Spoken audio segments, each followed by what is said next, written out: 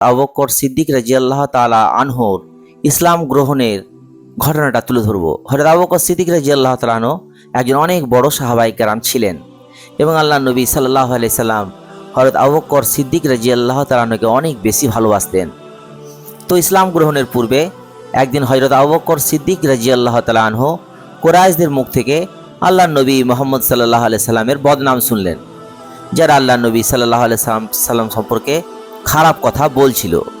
এরপরে হযরত আবু বকর সিদ্দিক রাদিয়াল্লাহু তাআলা আনহু এর প্রতিবাদ করলেন।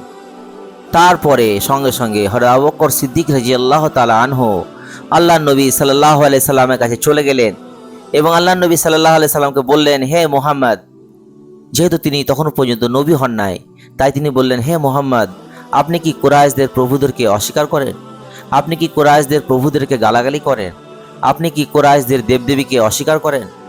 এরপর আল্লাহর নবী বললেন, হ্যাঁ, আমি এগুলো করি।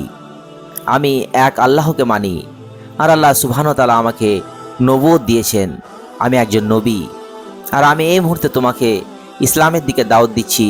আমি তোমাকে এক আল্লাহর দিকে দাওয়াত দিচ্ছি, যার কোনো শরিক নেই, এবং আমি তোমাকে কলেমার দাওয়াত দিচ্ছি।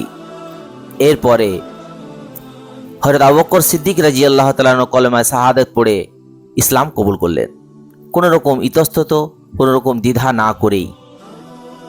এই জন্য আল্লাহ নবী সাল্লাল্লাহু আলাইহি সাল্লাম বলতেন যে আমি যাকে ইসলামের দাওয়াত দিয়েছি, আমি যাকে কলেমার দাওয়াত দিয়েছি, সেই প্রথমে ইতস্তত করেছে, সে প্রথমে চিন্তা ভাবনা করেছে, কিন্তু একমাত্র আবু বকর সিদ্দিক রাদিয়াল্লাহু তাআলা আনহু ছাড়া, যে কোনো রকম প্রশ্ন না করেই, কোনো রকম দ্বিধা না করেই, কোনো রকম ইতস্তত বোধ না করেই, আমার কথাতে বিশ্বাস স্থাপন করে সঙ্গে সঙ্গে দেন অ্যান্ড দেয়ার দাওয়াত দেওয়ার সাথে সাথে ইসলাম কবুল করেছে।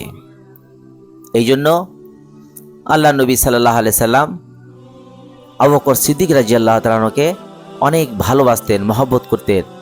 আল্লাহ নবী সাল্লাল্লাহু আলাইহি সাল্লামের সুখের দুঃখের সাথী ছিল হযরত আবু বকর সিদ্দিক রাদিয়াল্লাহু তাআলা আনহু। এমনকি হিজরতের দিন, এক কঠিন দিনে আল্লাহ নবী সাল্লাল্লাহু আলাইহি সাল্লামকে সাথ দিয়েছিলেন যে সাহাবা, তিনি হলেন হযরত আবু বকর সিদ্দিক রাদিয়াল্লাহু তাআলা আনহু। এই জন্য মেরে মহতরম বুজুর্গ দোস্ত, আমাদেরকেও আল্লাহর শরীয়ত, আল্লাহর দিন, আল্লাহর হুকুম আহকাম প্রত্যেকটা জিনিসকে আমাদেরকে কোনো রকম প্রশ্ন না করেই মানতে হবে। যদি আমরা এরকম করতে পারি, দিনের ব্যাপারে প্রশ্ন না করি, আল্লাহর হুকুম, আল্লাহর শরীয়তের ব্যাপারে আঙুল না তুলি, তবে আল্লাহ সুবহানাহু ওয়া তাআলা আমাদেরকে ওইরকম মর্যাদা দান করবেন ইনশাআল্লাহ।